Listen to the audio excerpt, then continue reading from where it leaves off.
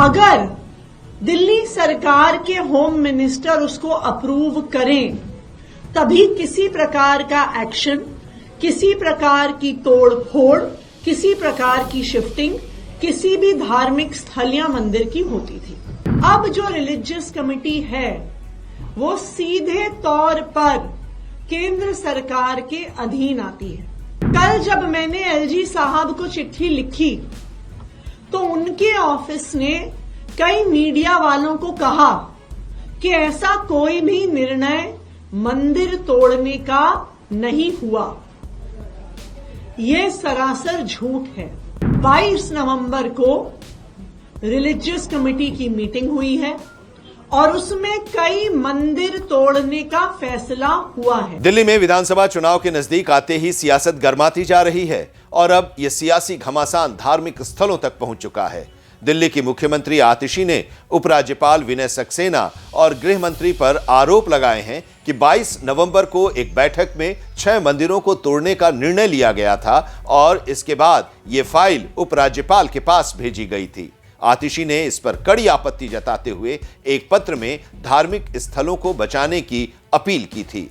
आतिशी के मुताबिक जिन मंदिरों को तोड़ने की सिफारिश की गई है उनमें नाला मार्केट, दिलशाद गार्डन, सुंदर नगरी, सीमापुरी, गोकुलपुरी और न्यू उस्मानपुर जैसे प्रमुख मंदिर शामिल हैं।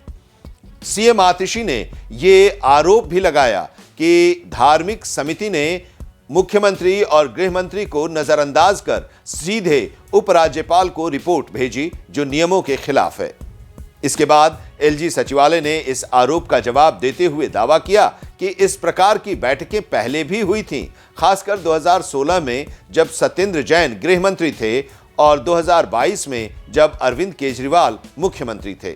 उनका कहना है कि इन दिनों भी मंदिरों को हटाने के लिए इसी तरह की सिफारिशें की गई थीं और आतिशी और केजरीवाल तब चुप क्यों थे।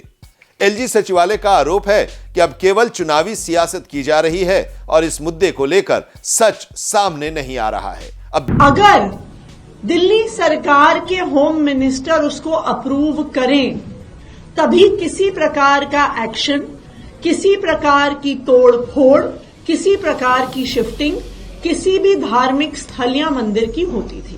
अब जो रिलीजियस कमेटी है वो सीधे तौर पर केंद्र सरकार के अधीन आती है।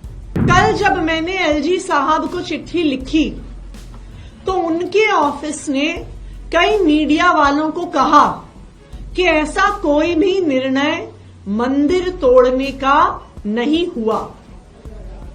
ये सरासर झूठ है। 22 नवंबर को रिलीजियस कमेटी की मीटिंग हुई है और उसमें कई मंदिर तोड़ने का फैसला हुआ है। देखना यह दिलचस्प होगा कि इस सियासी तूफान का दिल्ली विधानसभा चुनाव पर क्या असर पड़ता है।